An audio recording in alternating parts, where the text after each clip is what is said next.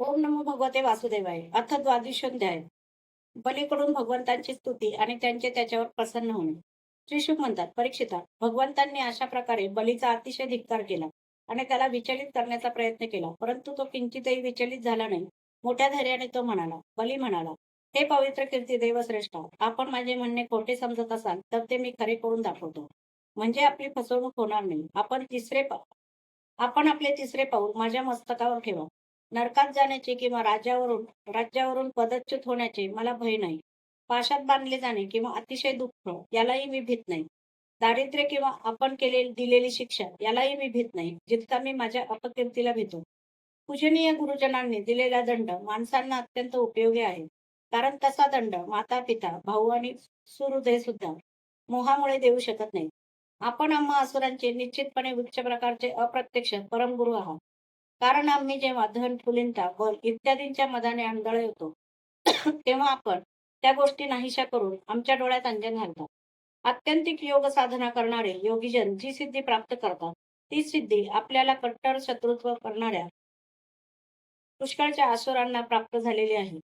अशा त्या ज्यांच्या अनंत लीला आहेत, त्या आपण मला शिक्षा करण्यासाठी वरुण पाशाने बांधले. याबद्दल मला लज्जा वाटत नाही की कोणत्याही प्रकारचे दुःख होत नाही. प्रभू, माझे आजोबा प्रल्हाद यांची कीर्ती सर्व जगात प्रसिद्ध आहे. आपल्या भक्तांमध्ये सर्वश्रेष्ठ मानले गेले आहे. त्यांचे वडील व तुमचे शत्रू हिरण्यकशिपू याने त्यांना अनेक प्रकारे दुःख दिले, परंतु त्यांनी आपल्यावरच निष्ठा ठेवली. त्यांनी विचार केला की हे शरीर घेऊन काय करावयाचे आहे. हे तर एक ना एक दिवस आपली साथ सोडणारच आहे. धनसंपत्ती घेण्यासाठी जे स्वजन झाले आहे, त्या चोरांपासून आपला कोणता स्वार्थ साधणार आहे. पत्नीपासून सुद्धा कोणताला ती तर मृत्यूच्या चक्रात टाकणारीच आहे. मरणार तर आहोतच, मग घराचा मोह कशाला. या सर्व वस्तूत अडकून पडणे म्हणजे आयुष्याचा नाश करणेच होय. असा निश्चय करून माझे आजोबा महाज्ञानी संत श्रेष्ठ प्रल्हाद आपल्याच भयरहित आणि अविनाशी चरण कमलांना शरण गेले. खरे तर आपण लौकिक दृष्टीने त्यांच्या कुळाचा नाश करणारे शत्रू आहात, हे ते जाणत होते. तसे पाहू गेले असता आपण माझे सुद्धा शत्रूच आहात. तरी सुद्धा दैवाने मला बळजबरीने राजलक्ष्मीपासून बाजूला सारून आपल्याजवळ आणले आहे. कारण लक्ष्मीमुळे जीवाची बुद्धी जड होते आणि आपल्या अनित्य जीवन मृत्यूच्या सापळ्यात सापडलेले आहे हे त्याला समजत नाही. श्री शुक म्हणतात, परीक्षिता, बली असे बोलत असताना चंद्रोदय झाल्याप्रमाणे भगवंतांचे प्रिय भक्त प्रल्हाद तेथे येऊन पोहोचले. बलीने पाहिले की आपले आजोबा कांतिमान आहेत. त्यांचे नेत्र कमलदराप्रमाणे आकर्ण आणि हात लांब सडक आहेत. ते सुंदर आणि उंच आहेत. तसेच श्यामवर्ण शरीरावर त्यांनी पितांबर धारण केला आहे.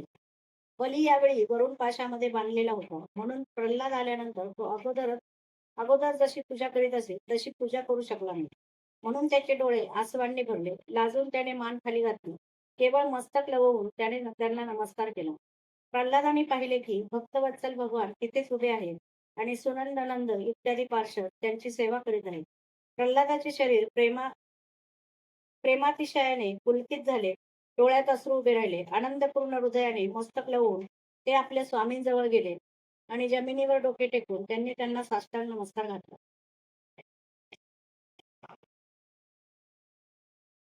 प्रल्हाद म्हणाले, प्रभो, बलीला हे ऐश्वर्यपूर्ण इंद्रपद आपणच दिले होते आणि आज आपणच ते काढून घेतले. हेच चांगले झाले की आपण याच्यावर फार मोठी कृपा केली, असेच मला वाटते. आत्म्याला मोहित करणाऱ्या राजलक्ष्मीला आपण याच्यापासून दूर केले. लक्ष्मीच्या मदाने विद्वान पुरुष सुद्धा मोहित होतात.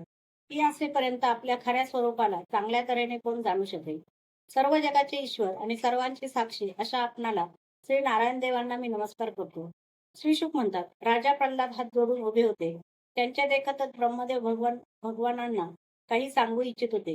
हे राजा, इतक्यात बलीच्या साध्वी पत्नी विंध्याचली बलीने आपल्या पतीला बांधलेले पाहून भयभीत होऊन भगवंतांच्या चरणांना प्रणाम केला आणि हात जोडून जमिनीकडे पाहत ती भगवंतांना म्हणाली. विंध्यावली म्हणाली, प्रभो, आपण स्वतःच्या क्रीडेसाठी हे त्रैलोक्य निर्माण केले. जे लोक निर्बुद्ध आहेत तेच स्वतःला याचे स्वामी मानतात. आपणच याची उत्पत्ती, स्थिती आणि लय करणारे आहात. असे असूनही तुमच्यामुळे स्वतःला कर्ता मानणारे निर्लज्ज लोक आपल्याला काय समर्पण करणार.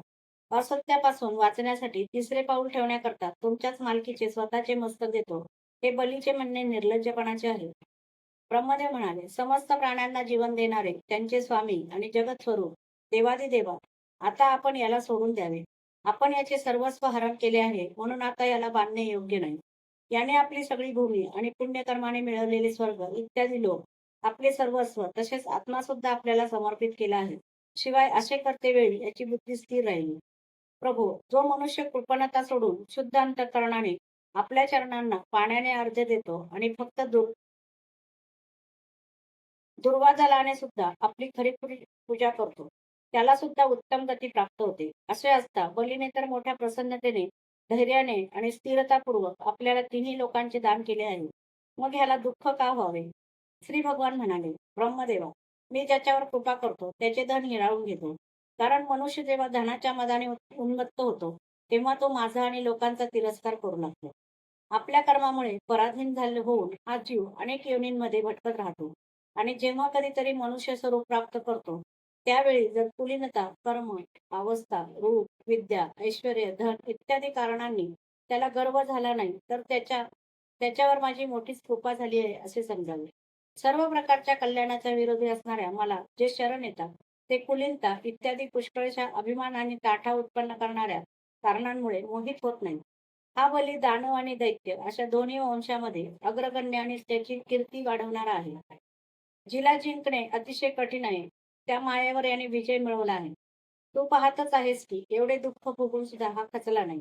याचे धन हिरावून घेतले, राजपदावरून याला दूर केले, याची निंदा केली, शत्रूंनी बांधले, बांधव सोडून निघून गेले. इतके याला कष्ट भोगावे लागले. एवढेच काय, गुरुदेवांनी निर्भसना करून शाप सुद्धा दिला.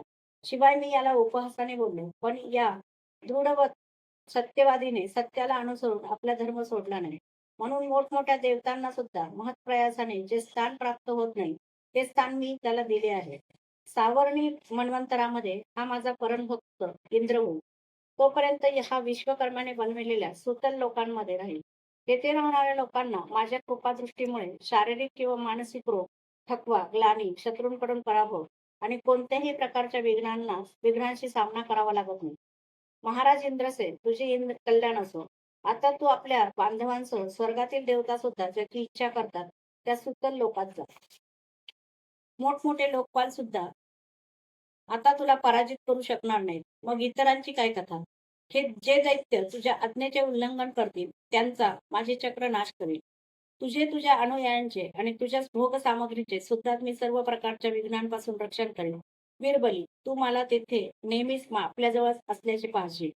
दानव आणि दैत्यांच्या संसर्गाने तुझा जो काही आसुरभाव असेल, तो माझ्या प्रभावाने ताबडतोब दबून नाहीसा होईल. अध्याय 22 समाप्त.